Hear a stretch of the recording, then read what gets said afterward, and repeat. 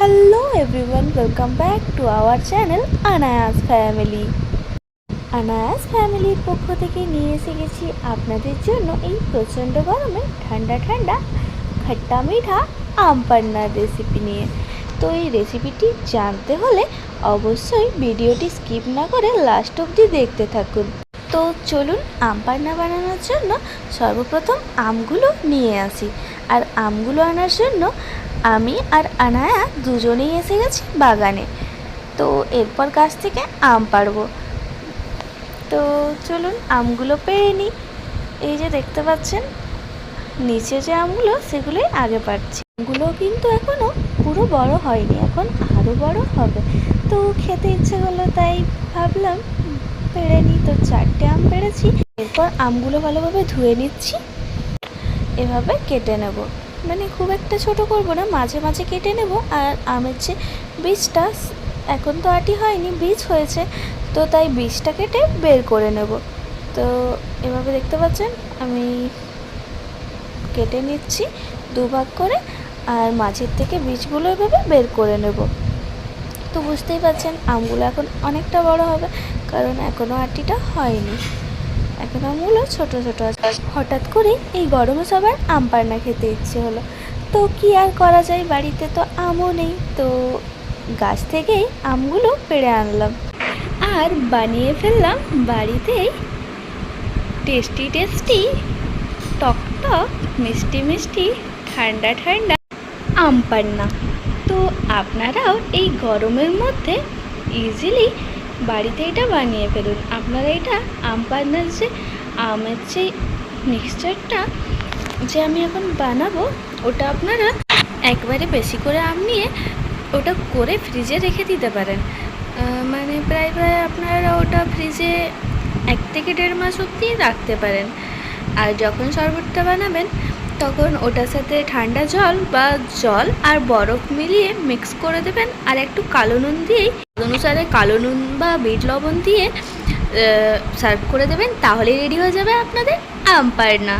ওদিকে আমি আমগুলো নুন দিয়ে কুকারে বয়েল হতে ছেড়ে দিয়েছি। তো 2টো সিটি হয়ে যাক, ততক্ষণে একটা আম আমি রেখেছিলাম ওটা কুচি কুচি করে কেটে নিচ্ছি। আর কুচি কুচি কেটে নেওয়ার পর এর মধ্যে দিয়ে দেবো কালো নুন আর দিয়ে দেবো সামান্য পরিমাণে চাট মশলা। আর তারপর এটা আমরা খাবো। এই কাঁচা আম এভাবে খেতে আমাদের কিন্তু বেশ ভালোই লাগে।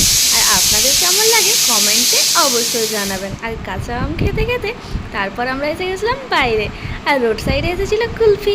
তো আমরাও কুলফি কিনে নিলাম আর এই গরমে খাচ্ছিলাম ঠান্ডা ঠান্ডা কুলফি। আর ততক্ষণে আমাদের আমটাও বয়েল হয়ে গেছে। আর এগুলো আমরা জল থেকে করে একটা বাটিতে নিয়ে নিয়েছি। আর এরপর এভাবে ভালোভাবে সসটা বের করে নেব।